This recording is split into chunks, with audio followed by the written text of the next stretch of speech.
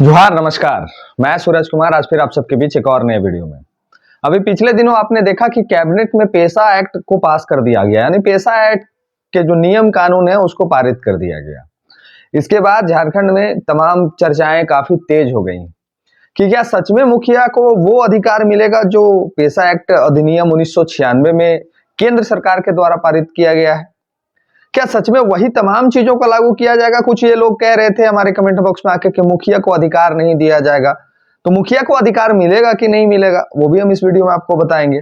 और कंट्रोवर्सी इतना तेज कर दिया गया है कि पेशा अधिनियम में छेड़छाड़ किया गया है और पेशा कानून का जो नियमावली है, जो सशक्त बनाने के लिए तैयार किया गया नियम, जो पंचायत को एक शक्ति और एक पावर प्रदान करता है, उसमें छेड़छाड़ हुआ है, ऐसा लोगों का कहना सामने आ रहा है। आपने कई एक नेता का स्टेटमेंट सुन लिया।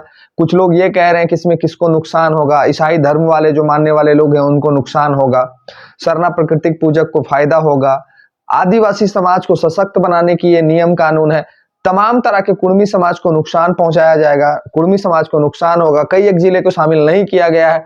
बहुत तरह का कंट्रोवर्सी जब से पेशा अधिनियम का नियमावली 1996 के आधार पर तैयार होके लागू किया गया, तब से ये बहुत सारा समस्या आपको देखने को मिल गया। और होता भी यही है, जब कुछ नहीं होता है तब भी हम परेशान होते हैं, जब कुछ होता है तो और ज्यादा परेशान हो जाते हैं। तो वही हाल यहाँ हुआ। जब तक पेशा अधिनियम 1996 का नियमावली लागू नहीं था तब तक हम लोग पहले परेशान थे, तब तक कह रहे थे लागू करो लागू करो लागू करो, और जब लागू हो गया तो हम कह रहे हैं कि नियम गलत है, जबकि नियम जो है वो प्रकाशित किया ही नहीं गया है। तो चलिए कुछ बताते हैं, इत्मीनान से समझिएगा तब समझ में आएगा। जो पहली बार देख रहे हैं चैनल को सब्सक्राइब कीजिए, फेसबुक पेज पे देख रहे हैं फॉलो करिए और हमारे चैनल को ज्वाइन करके हमें सहयोग पहुंचाइए। जो हमें मदद करना चाहते हैं वो हमें स्कैनर और नंबर पर भी भेजिए। अगर आप हमें सहयोग नहीं करिएगा तो हम लोग भी आपको सहयोग नहीं कर पाएंगे, ये ख्याल रखिए। क्या कि हमारे भी आगे पीछे कुछ लोग होते हैं जिसको हमको भी कुछ करना होता है, तो सहयोग जरूर करिए। तो चलिए कुछ बताते हैं, समझिए इस बात को। अभी पिछले दिनों आपने देखा कि कैबिनेट में एक बिल पास किया गया जिसमें पेशा एक्ट 1996 को लागू कर दिया गया झारखंड में, जिसकी डिमांड बहुत पहले से, बहुत वर्षों से किया जा रहा था। कुछ लोग का सही कहना है कि झारखंड बने 25 वर्ष हो गए तो अभी क्यों लागू किया गया, 25 वर्ष से काहे नहीं लागू किया गया।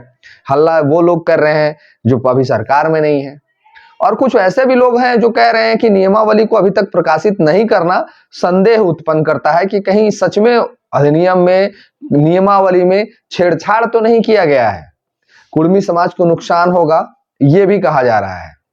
एक एक करके समझते हैं। सबसे पहले समझते हैं कि सच में क्या कुर्मी समाज को इससे फायदा मिलेगा या फिर नुकसान मिलेगा। निश्चित तौर पे कुर्मी समाज को इसमें फायदा नहीं मिलने जा रहा है। इसमें फायदा सिर्फ शेड्यूल ट्राइब को मिलेगा, यानी कि जो आदिवासी हैं उनको मिलेगा। और अगर कुर्मी समाज को शेड्यूल ट्राइब में शामिल नहीं किया गया है, यानी कि इसका मतलब है कि उनको फायदा नहीं मिलेगा। ये निश्चित तौर पे लोकसभा ना विधानसभा, सबसे मजबूत ग्राम सभा का जो नारा लगाते थे, ये उसी चीज की लड़ाई थी और उसी चीज का ये जीत हुआ है। बालू का घाट का टेंडर रोक दिया गया था जब तक पेशा कानून नहीं लागू हो जाए, कोर्ट का आदेश था। तो सरकार आनन फानन में कोर्ट के दबाव में, ताकि बालू घाटों का टेंडर हो सके, ताकि सरकार के पास राजस्व पहुंच सके, और इसी आनन फानन में सरकार ने आके ये फैसला लिया। कोनो सरकार अपना मर्जी से फैसला लागू नहीं करती है जब तक उस पर सुप्रीम कोर्ट, हाई कोर्ट का दबाव नहीं हो जाता है। जैसे सहायक शिक्षक के आचार्य के जो शिक्षक की जो रिजल्ट में हुआ, वो भी 3 साल केस लड़े तब जाके उनको नौकरी मिला। ठीक उसी प्रकार पेशा एक्ट अधिनियम 1996 का नियमावली का लड़ाई पिछले 25 वर्षों से झारखंड में लोग लड़ रहे थे, ताकि ग्राम सभा को मजबूत किया जा सके। अब ग्राम सभा में कुछ लोग कह रहे थे कि मुखिया नहीं सम्मिलित होंगे। पहले कुर्मी समाज पे बता देते हैं। कुर्मी समाज निश्चित तौर पे इस लाभ से वंचित रहेगा, गाय कि वो शेड्यूल ट्राइब पे नहीं आते हैं। अब कुर्मी समाज का जो बहुल क्षेत्र जो एरिया है, कुर्मी समाज का जो बहुल क्षेत्र एरिया है, जैसे कि सपोज दैट मान के चलिए आपका धनबाद, पूरा कोयलांचल जहाँ पे उनका आबादी है, और पूरे वो कोयलांचल का जिला जैसे बोकारो, धनबाद, गिरिडीह, ये तमाम जिले इस अधिनियम, इस नियमावली में शामिल ही नहीं है। तो निश्चित तौर पे ये लागू वहां नहीं होगा, और वहां जो रहने वाले कुर्मी समाज के लोग हैं उनको इसका लाभ नहीं मिलेगा। जब तक वो शेड्यूल ट्राइब में शामिल नहीं हो जाते हैं तब तक उनको लाभ नहीं दिया जाएगा। ऐसा सही है, और ऐसा ही नियम में भी आपको देखने को मिलेगा। अब कुछ ये लोग कह रहे थे कि मुखिया को अधिकार नहीं दिया जाएगा, तो मुखिया कोनो पंचायत से बाहर नहीं इंग्लैंड में रहता है, मुखिया भी पंचायतें भर में रहता है। और मुखिया को इतना सशक्त बनाया जाएगा, ग्राम सभा को इतना सशक्त बनाया जाएगा कि मुखिया का दायित्व कई गुना ज्यादा बढ़ जाएगा। मुखिया का दायित्व कई गुना ज्यादा बढ़ जाएगा। जो कह रहे थे कि मुखिया को नहीं ग्राम सभा को पावर अधिकार दिया जाएगा, हम उनको बताना चाहेंगे कि मुखिया ग्राम सभा के भीतर ही आता है, ग्राम सभा के बाहर नहीं आता है मुखिया। मुखिया भी उसी पंचायत का व्यक्ति होता है और उसी पंचायत में प्रतिनिधित्व कर रहा होता है चुनाव जीत के, तो उसका पावर कई गुना बढ़ा दिया जाएगा, उसको कई गुना अधिकार दे दिया जाएगा। हर वो डिसीजन वो अपने पंचायत का, अपने ग्राम सभा का, वो हर फैसला लेने के लिए स्वतंत्र होगा, चाहे वहां कंपनी लगे अथवा ना लगे, चाहे वहां खनन हो अथवा ना हो, चाहे वहां का जमीन अधिग्रहण हो अथवा ना हो, चाहे वहां केस FIR लॉज हो अथवा ना हो। ये तमाम चीजों में मुखिया का बहुत अहम रोल होने जा रहा है। इस अगर पूरे अधिनियम 1996 सरकार लागू करती है तो अगर उसमें छेड़छाड़ होता है तो एक अलग विषय है। जब तक नहीं आ जाता है उसका कोई भी नियम कानून का, कोई भी नियमावली का प्रकाशन नहीं हो जाता है, तब तक सारा कुछ हम लोग उसी पे बात कर सकते हैं जो 1996 के नियम कानून में है। और उसके आधार पे कहीं ना कहीं ग्राम सभा एक बहुत मजबूत हो जाएगा और सारा फैसला उसके हक में चला जाएगा। ना ही बाहरी कंपनियां वहां पे आके अतिक्रमण कर सकते हैं, ना ही बाहरी कंपनियां जबरदस्ती आपके जमीन को छीन सकते हैं, ना ही बाहरी कंपनियां आके आपको जबरदस्ती घर से भगा सकते हैं, ना ही वो जमीन अधिग्रहण कर सकते हैं, ना ही खनन कर सकते हैं, और ना ही वहां पे किसी भी तरह का कोई भी आयोजन, किसी भी तरह का कोई भी कार्यक्रम वहां वो कर सकते हैं। ये नियमावली कहता है। अब कह रहे थे कि ईसाई धर्म वाले लोग को परेशानी हो सकता है। निश्चित तौर पे उनको सीधे तौर पे नुकसान नहीं है, लेकिन उनको बांधा जा रहा है। सीधे तौर पे ईसाई धर्म वाले जो मानने वाले लोग हैं उनको नुकसान नहीं है, लेकिन कहीं ना कहीं उनको बांधा जा रहा है। बांधा किस चीज में जा रहा है ये हम आपको बता देते हैं। बांधा इसलिए जा रहा है कि आदिवासी समाज के धर्म को मजबूती से पावर दे दिया गया है। अब अगर उनके पंचायत में धर्मांतरित होने का कोई प्रोग्राम चलता है या कार्यक्रम चलता है, उसके लिए वहां के वर्तमान के मुखिया से परमिशन लेना होगा। अब धर्म बदलने में किसी को कोई दिक्कत नहीं है। अगर आप धर्म परिवर्तन करना चाहते हैं तो निश्चित होकर कर सकते हैं, लेकिन अब इसमें मुखिया का एक अहम रोल हो जाएगा।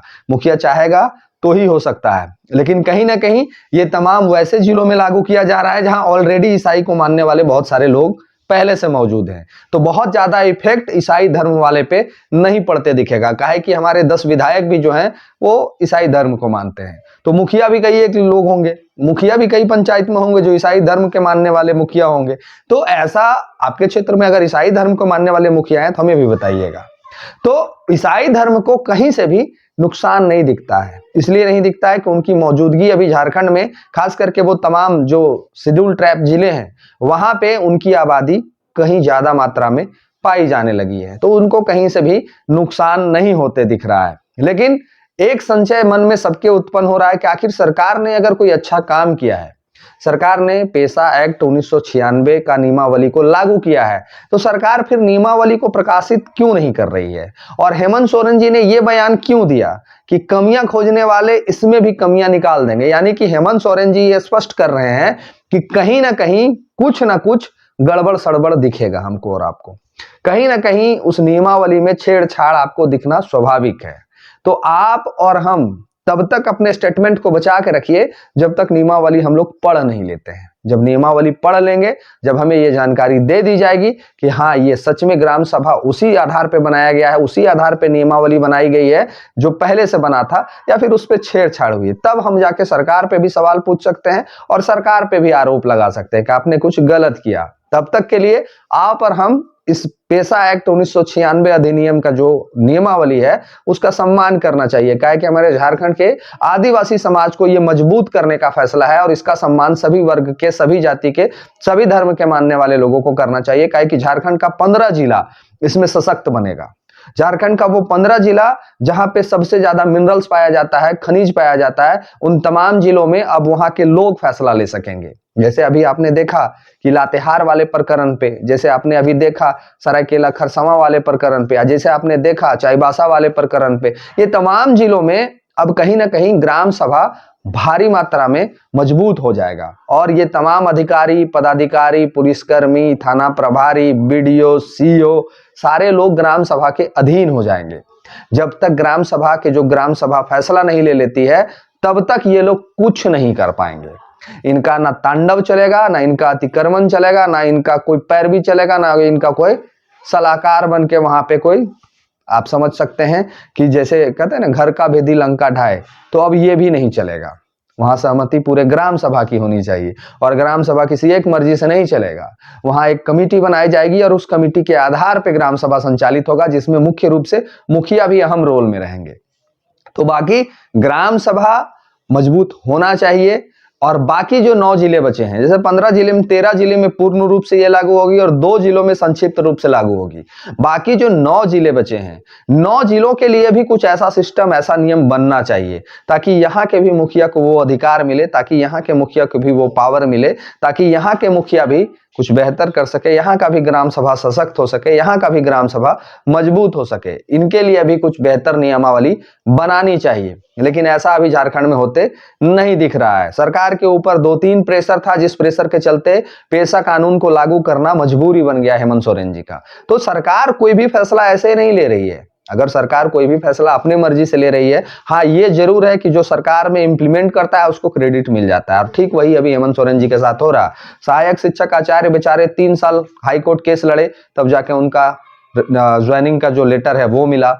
अभी पेशा अधिनियम जो 1996 का एक्ट है, 1996 से लेकर मान लीजिए 2000 में झारखंड बना, 25 वर्ष बीत गया, अभी तक नहीं लागू हुआ था। सरकार ने कहा कि बालू खाट नहीं उठेगा, टेंडर नहीं होगा, तो सरकार ने ये नियम लेके आए। तो बहुत सारी ऐसी चीजें हैं जो आप तक पहुंचाई नहीं जाती है, सिर्फ आपको दिग्भ्रमित कर दिया जाता है, आपको ये बता दिया जाता है। बाकी बहुत सारे हमारे झारखंड के बुद्धिजीवी मंच के लोग हैं, बुद्धिजीवी वर्ग के लोग हैं, जो आपको पेशा अधिनियम और पेशा एक्ट के बारे में विस्तार पूर्वक बहुत सारी चीजें बता रहे हैं कि ये ऐसे हो जाएगा, ये ऐसे हो जाएगा, ये हो जाएगा, ऊ हो जाएगा, ऐसे हो जाएगा। तो कोनो वो देवास लगा के नहीं बैठे हैं, या तो वो 1996 का वो नियमावली पढ़ रहे हैं, या फिर झारखंड सरकार के जब नियमावली आने वाला है उसका इंतजार करना चाहिए। अपने मर्जी से हम कुछ भी आपके समक्ष आके बखान कर दें, अपने मर्जी से आपके समक्ष कुछ भी ज्ञान दे दें, ये बेवाहियात होगा। हमको या तो सरकार के नियमावली का इंतजार करना चाहिए या फिर 1996 की बात करनी चाहिए। बाकी इससे अतिरिक्त अगर हम कुछ भी आपको कहते हैं, कुछ भी आपको बरगलाते हैं, तो सिर्फ बरगलाने और दिग्भ्रमित करने के अलावा कुछ नहीं होगा। कुछ लोग ये भी कह रहे थे कि झारखंड में सीएनटी एसपीटी एक्ट कानून होने के बावजूद जमीनें लूटी गई। निश्चित तौर पे मैंने भी कहा पिछले वीडियो में कि अगर झारखंड में ग्राम सभा मजबूत करना है तो उनको जागरूक करना होगा, उनको उनके अधिकार से उनको वाजिब कराना होगा, उनको उनके अधिकार के बारे में बताना होगा, उनको समझाना होगा कि ये आपका अधिकार है, इस अधिकार क्षेत्र में आपको आना है, इस अधिकार क्षेत्र में आपको काम करना है। और अगर जन जागरूकता अभियान नहीं चलाया गया इस पेशा अधिनियम लागू हो जाने के बाद भी, तो सीएनटी एसपीटी एक्ट होने के बाद भी, जैसे हमारे झारखंड में जमीनों का दोहन किया गया, जैसे हमारे झारखंड में जमीनों के आदिवासी के जमीनों में सीएनटी एसपीटी एक्ट की जमीनों में आज बड़ी बड़ी बिल्डिंगें बन के तैयार हैं, धड़ल्ले सौने पौने रेट में खरीद बिक्री का काम जारी है। ठीक उसी प्रकार के पेशा अधिनियम का भी, उसी तरह से नियमावली का भी धज्जी उड़ने में कोई कमी नहीं होगा।